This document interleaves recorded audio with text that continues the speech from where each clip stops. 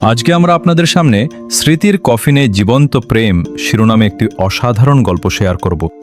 আপনার যদি সত্যি জ্ঞান আহরণের আগ্রহ থাকে তাহলে গল্পটি আপনার জন্য। অপ্রয়োজনীয় ভিডিও দেখে সময় নষ্ট না করে গল্পটি শুনুন। Welcome to Rahman story canvas.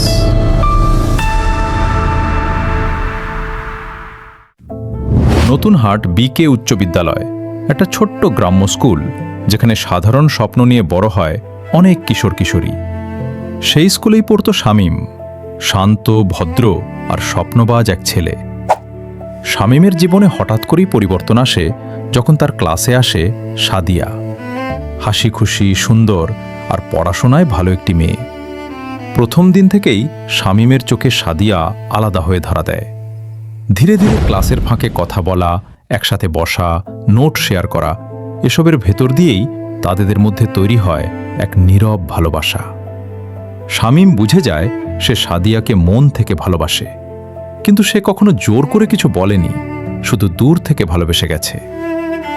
SSC পরীক্ষার সময় শামীম নিজের ভবিষ্যৎ নিয়ে কঠিন সিদ্ধান্ত নেয়। তার একটাই লক্ষ্য ছিল পরিশ্রম করে কিছু টাকা উপার্জন করা, যাতে সে সাদিয়াকে ভালো একটা জীবন দিতে পারে। পরীক্ষা শেষ হওয়ার পর সে সিদ্ধান্ত নেয় সে সৌদি আরব যাবে। সেদিন সাদিয়ার সামনে দাঁড়িয়ে শামীম বলেছিল, আমি চলে যাচ্ছি, কিন্তু তোমাকে ভুলে না। 3 বছর পর আমি ফিরে আসব, ফিরে এসে আমি তোমাকেই বিয়ে করব। সাদিয়া তখন চুপ ছিল, শুধু নিচু গলায় বলেছিল, আমি অপেক্ষা করব। এই কথাটাই শামীমকে প্রবাস জীবনে টিকিয়ে রেখেছিল। সৌদি আরবের জীবন শামীমের জন্য সহজ ছিল না। সকাল থেকে রাত পর্যন্ত কঠোর পরিশ্রম, গরমে কাজ, একাকিত্ব, সবকিছুই তাকে ভেঙে দিতে চেয়েছিল। কিন্তু তার ভেতরের শক্তি ছিল একটাই, সাদিয়া। সে ভাবত, এই কষ্ট একদিন শেষ হবে, তারপর আমি ফিরে যাব। ধীরে ধীরে 3 বছর কেটে যায়। শামীম কিছু টাকা জমায়, স্বপ্ন সাজায় আর দেশে ফেরার দিন গুনতে থাকে। কিন্তু সে জানত না তার অপেক্ষার গল্পটা একতরফা হয়ে গেছে। দেশে তখন অন্য গল্প চলছিল। সাদিয়ার পরিবার আর্থিকভাবে দুর্বল ছিল। ঠিক সেই সময় আসে এক বড় প্রস্তাব, ইতালি প্রবাসী ধনী ব্যবসায়ী রাফির পরিবারের পক্ষ থেকে। রাফিতি ছিল টাকা পয়সায় প্রতিষ্ঠিত, বিদেশে ভালো অবস্থানে থাকা একজন মানুষ। এই প্রস্তাব শুনে সাদিয়ার পরিবার অনেকটাই লোভে পড়ে যায়। এমন সুযোগ কি বারবার আসে? এই চিন্তাই তাদের সিদ্ধান্ত বদলে দেয়। সাদিয়া প্রথমে দ্বিধায় ছিল, শামীমের কথা তার মনে ছিল, কিন্তু ধীরে ধীরে পরিবার, সমাজ আর বাস্তবতার চাপে সে নীরব হয়ে যায়। শেষ পর্যন্ত লোভ আর পরিস্থিতির কাছে হার মানে সবকিছু। সাদিয়ার বিয়ে হয়ে যায় রাফির সাথে। সময় এগিয়ে যায়। শামীম তখনও প্রবাসে দিন রাত পরিশ্রম করছে, শুধু এই অপেক্ষায় দেশে ফিরে সাদিয়াকে বিয়ে করবে। 3 বছর পর যখন সে দেশে ফিরে আসে, তার চোখে শুধু একটাই স্বপ্ন, সাদিয়া। সে সোজা চলে যায় নতুনহাটে, কিন্তু সেখানে গিয়ে সে যেটা দেখে সেটা তার পুরো পৃথিবী ভেঙে দেয়। সাদিয়ার বাড়ি এখন অনেক বড়, অনেক পরিবর্তিত। দরজায় কড়া নাড়তেই ভেতর থেকে একজন কাজের লোক দরজা খুলে দেয়। শামীম জিজ্ঞেস করে, সাদিয়া আছে? ভেতর থেকে সাদিয়া বেরিয়ে আসে, কিন্তু এবার সে একা নয়। তার কোলে একটি ছোট্ট শিশু। শিশুটি কৌতূহলী চোখে তাকিয়ে বলে, মামা, আপনি কে? এই একটা শব্দ, মামা, শামীমের পুরো পৃথিবী থামিয়ে দেয়। তার শরীর কেঁপে ওঠে, চোখে অন্ধকার নেমে আসে।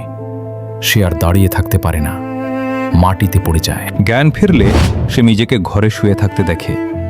পাশে সাদিয়া বসে আছে, কিন্তু তার চোখে আগের সেই ভালোবাসা নেই, শুধু নীরবতা আর অপরাধ বোধ। শামীম ধীরে ধীরে উঠে বসে বলে, এই বাচ্চা কার? এক মুহূর্ত চুপ থেকে সাদিয়া নিচু গলায় বলে, আমার স্বামীর, রাফির। এই কথাটা শামীমের বুকের ভেতর ভেঙে পড়ে। সব স্বপ্ন, সব অপেক্ষা, সব বিশ্বাস এক মুহূর্তে শেষ হয়ে যায়। শামীম কিছুই বলে না। সে শুধু একবার সাদিয়ার দিকে তাকায়। তার চোখে কোনো রাগ নেই, কোনো অভিযোগ নেই, শুধু গভীর শূন্যতা। এরপর সে ধীরে ধীরে উঠে দাঁড়ায় এবং সেখান থেকে বেরিয়ে যায়। রাস্তা ধরে হাঁটতে হাঁটতে শামীম শুধু একটা কথাই ভাবছিল, যাকে আমি 3 বছর বাঁচিয়ে রেখেছিলাম সে তো অনেক আগেই অন্য কারো হয়ে গেছে। সেদিনের পর শামীম আর কখনো ফিরে যায়নি, কিন্তু তার জীবনের ভেতর থেকে একটা অংশ চিরতরে হারিয়ে যায়, ভালোবাসা, বিশ্বাস আর স্বপ্ন। অতএব লোভ কখনো শুধু টাকা নেয় না, লোভ অনেক সময় মানুষের ভালোবাসাও কেড়ে নেয়। আর কিছু গল্প কখনো শেষ হয় না, শুধু মানুষ বদলে যায়। গল্পটি বন্ধুদের সাথে শেয়ার করো। গল্পটি কেমন লেগেছে এবং কেমন গল্প শুনতে চাও কমেন্ট করে জানাও। রহমান স্টোরি ক্যানভাসের সাথে থাকো, যাতে আমরা একসাথে শক্তি ও জ্ঞানের এই পথে এগিয়ে যেতে পারি। সুন্দর সুন্দর গল্প পেতে ফলো, সাবস্ক্রাইব, লাইক, কমেন্ট এবং শেয়ার করে আমাদের সাথেই থাকো। ধন্যবাদ।